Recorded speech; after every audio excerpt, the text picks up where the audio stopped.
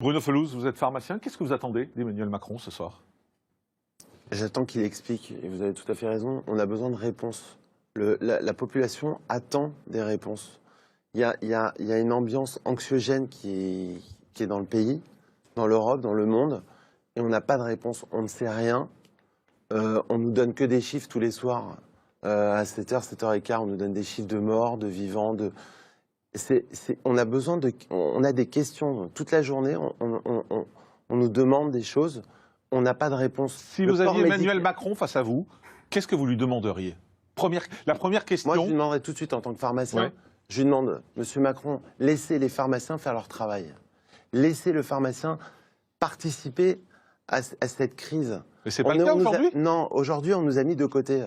Le pharmacien, il est capable d'équiper la population. Il y a 22 000 pharmacies en France. On n'a pas le droit de vendre de masques. Je peux m'approvisionner en masques sans l'aide de l'État. La majorité des pharmaciens peuvent le faire. Il y a des réseaux. On a nos filières. Aujourd'hui, le pharmacien n'a pas le droit de vendre de masques. On n'a même pas le droit d'en acheter. On a juste la dotation classique que l'État nous envoie 3-4 boîtes tous les 10 jours. Et vous ne pouvez pas vous en fournir par vous-même, c'est ça? Je n'ai pas le droit de m'en fournir par moi-même. C'est ça la catastrophe. Nous, aujourd'hui, on vit avec la population. On est en ligne de front. On est face à une population qui nous demande des masques toute la journée. La question majeure en pharmacie, c'est est-ce que vous avez des masques? Je ne peux pas leur en donner. Qu'est-ce qu'on fait? L'État nous a mis un décret comme quoi on n'avait plus le droit de vendre de masques. Mais je ne demande pas de l'aide de l'État pour ça. Nous, les pharmaciens, on est capable d'acheter. On a nos filières d'approvisionnement. On nous propose des masques toute la journée. Il faut savoir qu'il n'y a pas de rupture de masque.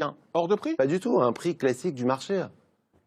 Le prix classique du marché. Un masque aujourd'hui, ça vaut à l'achat peut-être en Chine, un peu plus de 50 centimes. Excusez-moi Bruno Fellouz, je ne comprends rien à ce que vous êtes en train de me dire. Ça fait 3 semaines qu'on nous dit partout qu'il n'y a pas de masque, qu'on n'en trouve pas, etc. Vous arrivez sur ce plateau et vous dites, mais moi des masques, j'en ai quand vous voulez. Quand vous voulez, j'ai des masques. Qui va pas, excusez-moi. Oui, il y a des grandes entreprises aujourd'hui en France qui ont réclamé de pouvoir acheter des masques. Ils les ont eus. Il y a des transporteurs qui amènent des masques en France. Le seul problème, c'est que... Mais ils vont où ces masques? Ils vont à des entreprises qui sont obligées de travailler et donner des masques à leurs employés. Il y a un moment, la grande distribution doit être... Donc si vous prenez des masques, vous allez les enlever à des gens qui en ont besoin? Pas du tout, il y a d'autres filières d'approvisionnement. Il y a des labos qui fabriquent des masques en Chine, il y a des labos qui peuvent nous amener des masques en France, et le pharmacien peut participer. Excusez-moi, c'est le bordel. Excusez-moi, je comprends rien.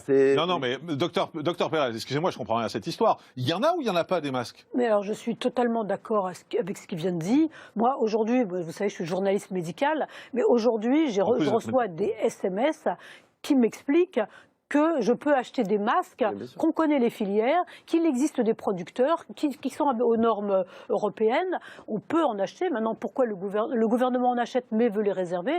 Mais moi, je trouve que cette histoire de masques est la plus scandaleuse depuis le début de cette épidémie. Moi, je propose, excusez-moi, moi je propose à la limite que l'État veuille s'occuper de l'hôpital. Avec plaisir, au contraire. Alors, ils pourront acheter des masques pour l'hôpital, mais nous, laisser le pharmacien s'occuper de la population, c'est notre métier.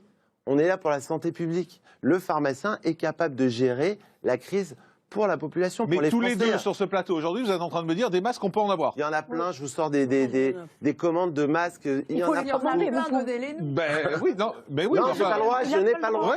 Moi, j'ai des fournisseurs de masques qui me demandent « Est-ce que tu veux des masques ?» Je leur dis « Je ne peux pas en vendre. » Docteur Pérez, expliquez-moi, je comprends rien. La doctrine de ce gouvernement sur les masques est chaotique depuis le début de l'épidémie. Et la chose la pire qui a été faite, c'est M. Castaner qui a voulu interdire les arrêtés des maires qui demandaient que toutes les personnes portent des masques dans l'espace public.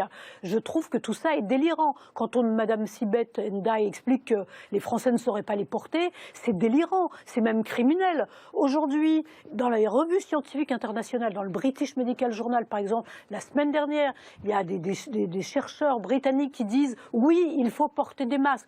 On n'a pas toutes les études contre placebo qui montrent que ça marche, mais bien sûr on sait que ça arrête les postillons qui diffusent le virus dans l'espace public. scientifiques. Des chercheurs dans Nature viennent de publier une étude. Ils ont testé des masques contre différents virus. À l'époque, ils n'avaient pas encore le Covid. Et ils me disent, oui, le masque empêche la diffusion du virus à l'extérieur. C'est des données scientifiques. Aujourd'hui, on a quasiment la preuve absolue que ça protège la population. Ça protège les gens qui les portent d'être contaminés. Ça protège les gens qui ne sont pas contaminés de recevoir le virus. Ça ne protège pas à 100%, mais ça protège. Il vaut mieux, disent ces chercheurs, un masque artisanal, fabriqué vous-même avec du tissu, qu'un masque que vous ne pouvez pas trouver en pharmacie. La doctrine, elle est claire. Je ne comprends pas pourquoi cette doctrine, elle n'est pas appliquée. Comme je vous le disais tout à l'heure, moi, des amis m'ont dit, si tu connais des gens qui ont besoin de masques, voilà, j'ai une filière en Chine. Donc, si monsieur est pharmacien, il doit l'avoir encore plus souvent que moi, ce genre de réflexion.